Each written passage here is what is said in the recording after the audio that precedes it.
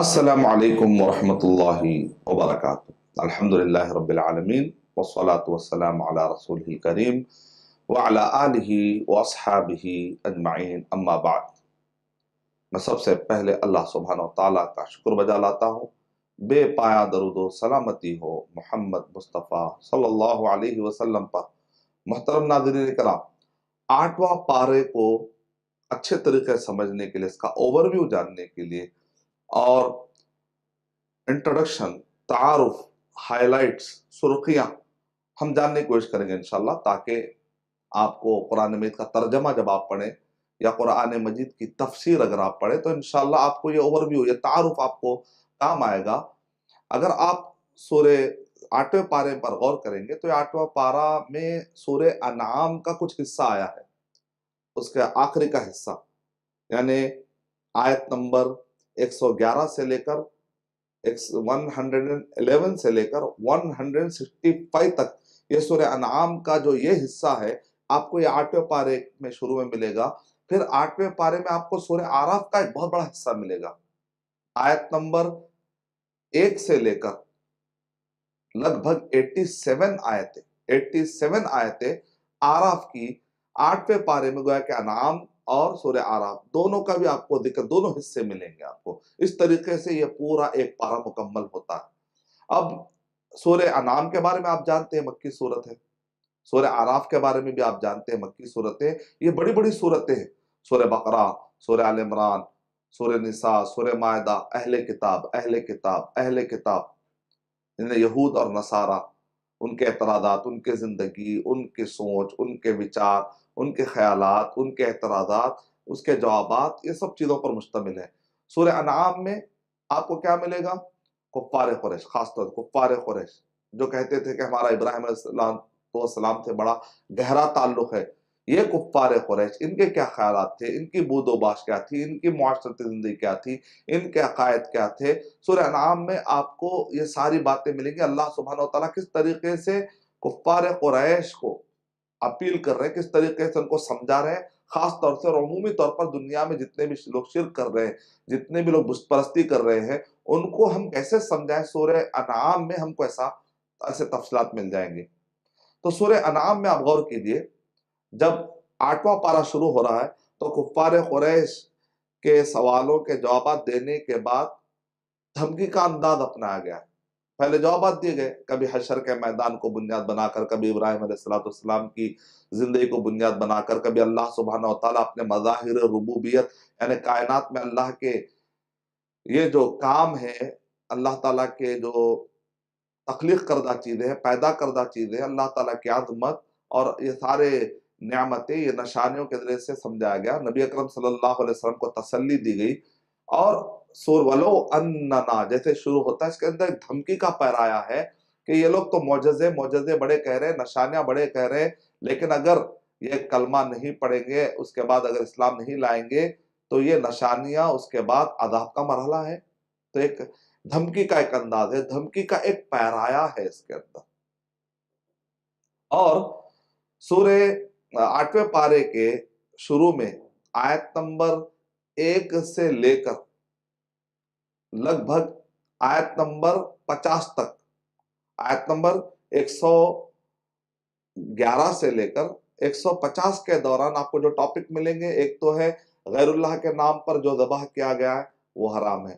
اللہ کا نام ذکر لے کر اگر ذبح کریں گے تو اس کی کیا فضیلت ہے، یعنی گویا کہ حلال و حرام سے ریلیٹڈ، خاص طور سے اللہ کا نام لے کر اور نہیں لے کر جانوروں پر اگر ذبح نہیں کیا جائے یا کیا جائے تو کیا مسائل، کیونکہ انعام کا مطلب ہوتا ہے چوپائے، وہ جانور جو اللہ تعالیٰ نے حلال قرار دیے، ان کے تفصیلات کا ذکر بھی آ رہا ہے۔ اس نسبت سے اس سورہ کا ایک نسبت بھی قائم ہو جاتی ہے۔ پھر اسی کے ساتھ ساتھ کفار قریش کو وعد اور وعید، یعنی اللہ تعالیٰ نے یا معاشر یعنی اے جن اور انسانوں کی جماعت، اے جن اور انسانوں کی جماعت، اللہ سبحانہ وتعالیٰ خطاب کرتے ہوئے کہہ رہے ہیں، وعدے کر رہے ہیں، تم اگر اچھے رہو گے تو تمہارے لیے یہ وعدے، اگر تم برے ہو جاؤ گے، شرک کرو گے، نافرمانیاں کرو گے، تمہارے لیے یہ دھمکیاں ہیں۔ تو اس کو کہتے ہیں وعد اور وعید کا ایک انداز ہے۔ پھر اس کے بعد اللہ سبحانہ وتعالیٰ نے پھر تفصیل سے نشانیاں بتائی، कायनात की नशानियां, वो नशानियां जो नजर आ रही हैं, वो नशानियां जो कायनात में फैली हुई हैं, वो नशानियां जो जमीन के अंदर नजर आती है, चौपायों में नजर आती है, उन सबको बताया गया। फिर साथ में अल्लाह सुब्हानहू व तआला ने उन नशानियों से पहले कुफ्फार कुरैश के बहुत ही खतरनाक जो अकायद थे उनको रद्द करते हुए अल्लाह सुब्हानहू व तआला ने कहा कि खेती बाड़ियों के बारे में तुम्हारा क्या रवैया है, ये जानवरों के बारे में तुम्हारा क्या रवैया है कि जानवर की फला किस्म और उनके पेट में जब वो हमल से होती है तो फला किस्म ये गैरुल्लाह के लिए है, ये अल्लाह के लिए है, ये खेती का कुछ हिस्सा अल्लाह के लिए है, ये खेती का कुछ हिस्सा गैरुल्लाह के लिए है। ये बहुत ही गलत तकसीम है। बल्कि अल्लाह सुब्हानहू व तआला कुरान मजीद में जगह जगह इरशाद फरमा रहे हैं, क्या अक्ल नहीं है, क्या सोचते नहीं हो? यानी अगर आदमी को अल्लाह का सही तारुफ होगा ना कि अल्लाह ताला ताकतवर है, अल्लाह ताला तो ताकतवर, फिर वैसी ताकत वैसी अजमत किसी और की नहीं है, तो फिर किसी और को शरीक करने का क्या माना? एक ताकतवर मिल जाने के बाद कमजोर की तलाश में हो, तो कमजोर को अल्लाह के साथ शरीक कर रहे हो, किस लॉजिक के एतबार से बात सही है? तो दुनिया भर के सारे मुशरिकीन को, दुनिया भर के सारे वो लोग जो बुत परस्ती मुब्तला है, उनको बताया जा रहा है कि जब तुमको अजमत मालूम है खुदा की, फिर उसको रखते हुए दूसरों को शरीक करना ये कहाँ की अक्लमंदी है? गोया कि बहुत ही वाज़ेह अंदाज में समझाया गया। जब इनके कुफ्फार कुरैश की जहालत का जिक्र हुआ और अल्लाह ताला की निशानियों का जिक्र हुआ, तो उसके बाद आयत नंबर 151, 152, 153 में वो 10 कमांडमेंट जिसको अक्सर कहा जाता है, कुरान मजीद के भी कुछ कमांडमेंट, 10 कमांडमेंट्स आपने सुना होगा। कुरान मजीद के 10 वसीयतें, 10 कमांडमेंट्स है। उसमें से पहला क्या है? कुल तालो अत्लु मा हर्रम रब्बुकुम अलैकुम अल्ला तुशरिकू बिही शैअन व बिल वालिदैनि इहसाना। अल्लाह के साथ शरीक मत करो। देखिए, पहला हुक्म तौहीद पर कायम रहो, वालिदैन के साथ हुस्न सुलूक करो। वला तक़्तुलू औलादकुम मिन इमलाक़ नहनु नर्ज़ुक़ुकुम व इय्याहुम। बच्चों को फ़ख्र फाके की वजह से कत्ल मत करो। अल्लाह का हक अदा, बंदों का हक अदा, बच्चों का हक भी अदा करो। हम तुमको भी खिलाएंगे और बच्चों को भी खिलाएंगे। रोज़ी की फिक्र से किसी को कत्ल मत करो। वला तक़रबुल फ़वाहिश मा ज़हरा मिन्हा व मा बतन। गंदगियां जो है, नाफरमानियां जो फवाहिश है, बुरे बुरे नाफरमानियां, बड़े बड़े गुनाह है, छुपे हुए या नजर आने वाले, उन सब से अपने आप को बचाओ। वला तक़्तुलुन नफ्स अल्लती हर्रमल्लाहु हर्रमल्लाह, यानी कोई मासूम का कत्ल मत करो। एक अगर वो हक है तो अलग बात है, लेकिन मासूम निर्दोषी कि एक आदमी ने कुछ कसूर नहीं किया उसको तुम मारो, सताओ, ये सही बात नहीं है। अल्लाह ताला करे ज़ालिक वस्साकुम बिही लअल्लकुम ताक़िलून। अल्लाह ताला करे ये वसीयत है, ऐसा तुमको अमल करना। ये 5 चीजों से, ये 5 वसीयतें अल्लाह ताला ने की। फिर उसके बाद आगे बताया गया, वला तक़रबू मालल यतीमी इल्ला बिल्लती ही अहसन हत्ता यबलुगा अशुद्दा। यतीम के माल के करीब भी नहीं हो सकते। हाँ, अगर यतीम को फायदा पहुंचाना हो या कोई शरीयत में जो चीज जायज करार दी गई उस लिहाज से अगर हो तो जायज है, जब तक के बच्चा एक मखसूस अशुद्ध की उम्र को पहुंच ना जाए। फिर उसके बाद कहा गया कि तुम वऔफुल कैला वल मीज़ान बिल क़िस्त ला नुकल्लिफुल्लाहु नफ्सन इल्ला वुसअहा। यानी तराजू, पलड़े, इन सब चीजों में जब तुम तोलते हो तो नाप तोल में कमी मत करो। वइज़ा क़ुल्तुम फ़अदिलू, जब बात करो तो सच्ची बात करो, इंसाफ वाली बात करो। ये तफसीलात हमको मिलते हैं। और अहदो पैमान की पाबंदी करो। ज़ालिकुम वस्साकुम बिही लअल्लकुम तज़क्करून। फिर अल्लाह ताला करे ये देखो वसीयत है। पहले ताक़िलून कहा गया, समझते हो। फिर कहा गया तज़क्करून, क्या तुम नसीहत लेने वाले हो।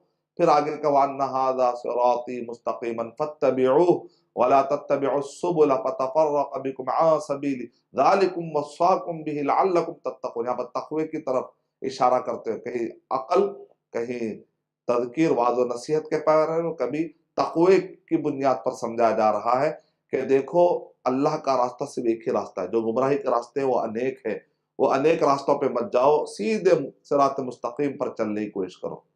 फिर उसके बाद कुफ्फार कुरैश को मज़ीद धमकियां दी जाती है, समझाया जाता है। और फिर आखिरी में जिस तरीके से सूरह अनाम शुरू होते वक्त पर अल्लाह सुब्हानहू व तआला की कुव्वत का, अज़मत का और अल्लाह सुब्हानहू व तआला कायनात में निशानियों کا اللہ تعالیٰ نے ذکر کیا، اختتام پر بھی اللہ سبحانہ و تعالیٰ نے پھر اللہ سبحانہ و تعالیٰ کا تعارف، پھر اللہ سبحانہ و تعالیٰ کی عظمت کا تعارف۔ اس طریقے سے سورہ انعام ختم ہوا، پھر 8ویں پارے میں سورہ اعراف شروع ہوتا ہے۔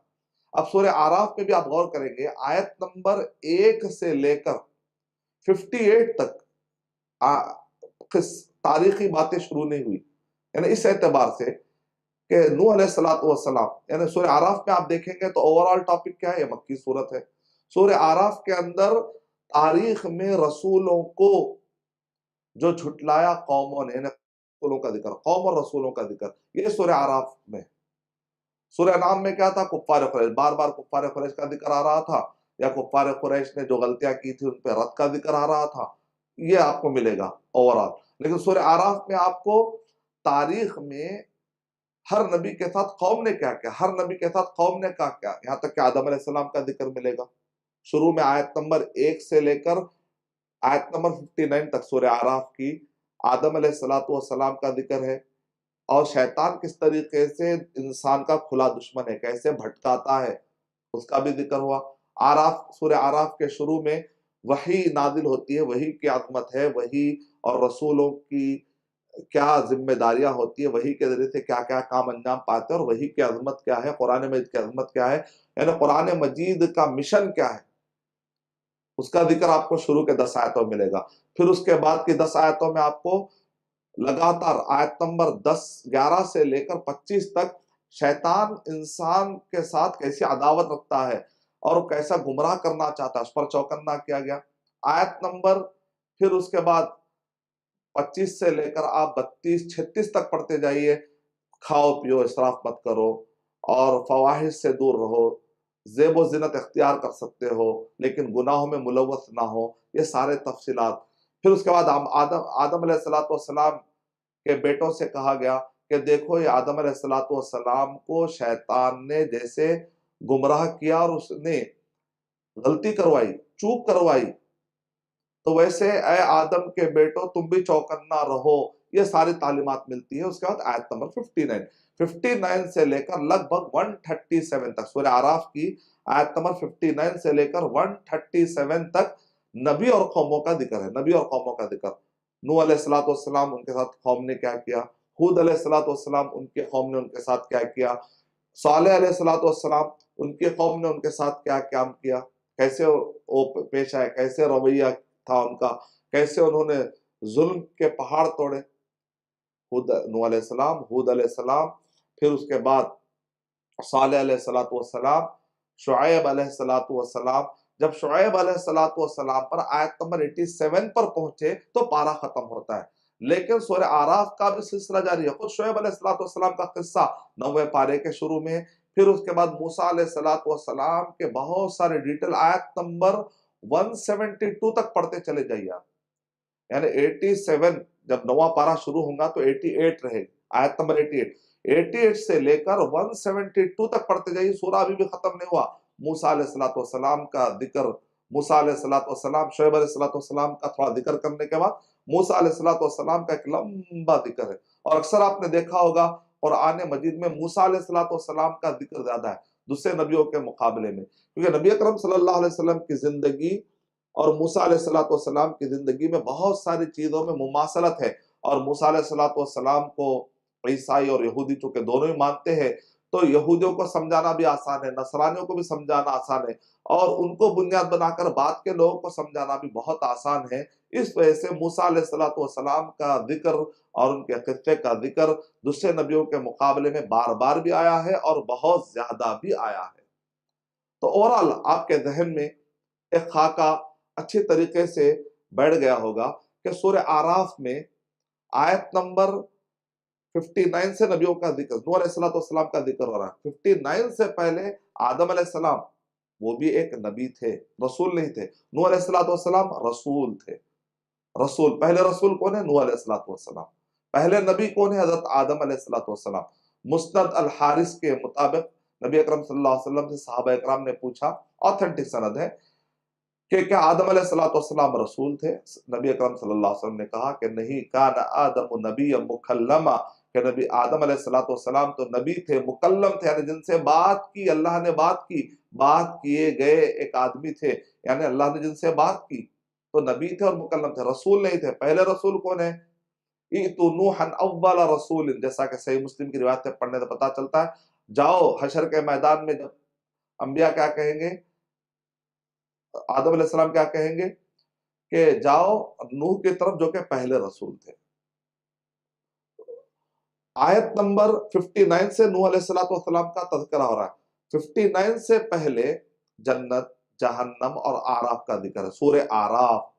آراف کا ورڈ عرفن کی جمع اعراف، عرف یہ ورڈ نکلا، عرف الدیک، جو مرغی اور جو کلغی ہوتی ہے، آپ نے دیکھا اس عرف الدیک یعنی کہ ایک مخصوص قسم کا ایک جانور ہے، مرغا مرغی اگر آپ دیکھتے ہیں تو یہ جو کلغی پائی جاتی ہے، یہ کلغی جو اونچی ہوتی ہے، خوبصورت ہوتی ہے، اس کو کہتے ہیں عرفن۔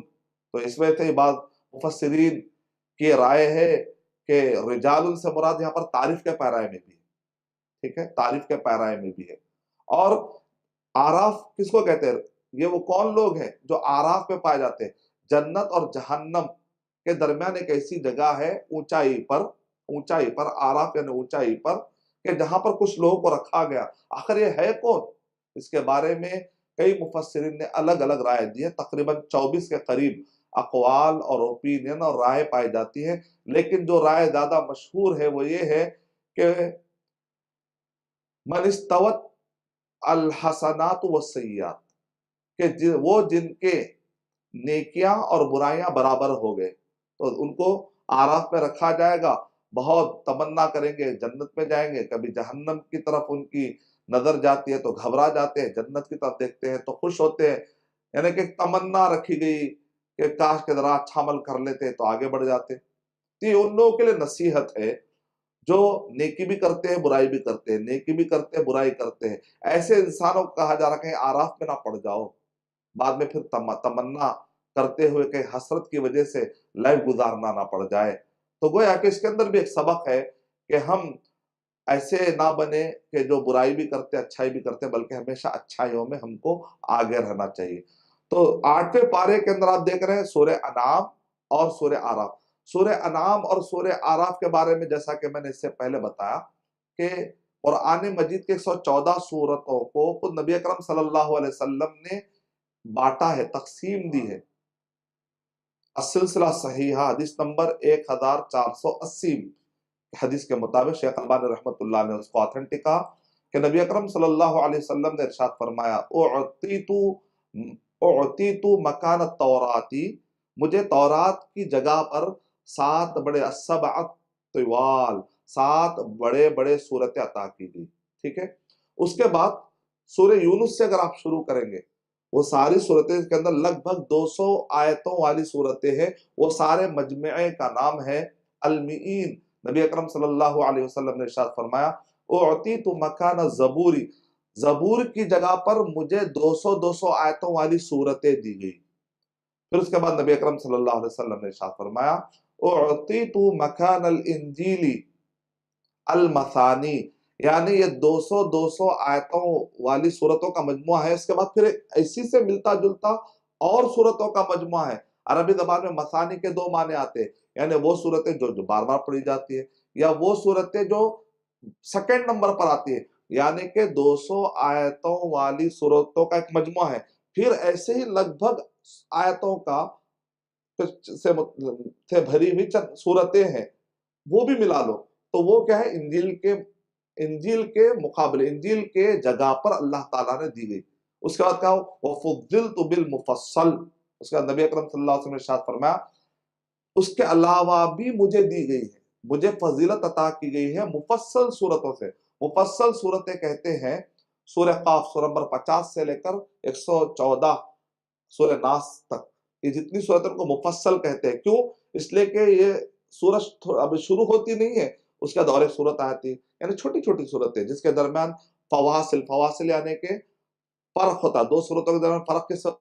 اللہ الرحمن الرحیم، اس کو کہتے ہیں فاصلے یعنی کثرت سے فاصلے پائے جانے والا حصہ، کثرت سے فاصلوں والا पाया जाने वाला हिस्सा वो है सूरह काफ से लेकर सूरह नास तक। इसकी भी 3 तक़सीमें की है उलमा इकराम ने समझाने के लिए कि तिवाल मुफस्सल, वो जो उसमें जो बड़ी सूरतें, फिर उसमें जो दरमियानी सूरतें, विसात दरमियानी, विसात मुफस्सल, फिर उसके बाद छोटी-छोटी सूरतें हैं जो आखिरी की सूरतें सूरह नबा के अंदर आपको मिलती है। इसको कहते हैं क़सार मुफस्सल, क़सार मुफस्सल, आखिरी की छोटी-छोटी सूरतें। तो गोया कि कुरान मजीद की जो मुकम्मल तक़सीम आपके सामने में मैंने पेश की है, ये अस्सिलसिला सहीहा शेख अलबानी रहमतुल्लाह उसको ऑथेंटिक का हदीस नंबर 1480 के हवाले के मुताबिक। अब इसमें जो सबअ तवाल है, इसके अंदर से हमने चंद सूरतें अल्हम्दुलिल्लाह सीखने की कोशिश की है, तो लगभग हम सूरह आराफ तक पहुंच चुके हैं। तो ये हदीस सुनाना मैं बहुत ज़रूरी समझ रहा था, इसीलिए मैंने इस हदीस को ज़िक्र किया। सूरह अनाम और सूरह आराफ का ज़िक्र आया। इंशाअल्लाह अभी सूरह आराफ का ज़िक्र बाकी है। अभी तो हम आयत नंबर 87 तक पहुंचे। जब हम 90वें पारे में जाएंगे तो 87 से लेकर मुकम्मल ये सूरत खत्म होने तक कौन पारा हो जाता है। मैं अल्लाह ताला से दुआ करता हूँ कि अल्लाह सुब्हानहू व तआला मुझे और आप सबको कुरान मजीद की आयतों पर तदब्बुर करने की तौफीक अता फरमाए। आमीन व आखिरु दअवाना अनिल हम्दुलिल्लाहि रब्बिल आलमीन। अस्सलामु अलैकुम व रहमतुल्लाहि व बरकातहू।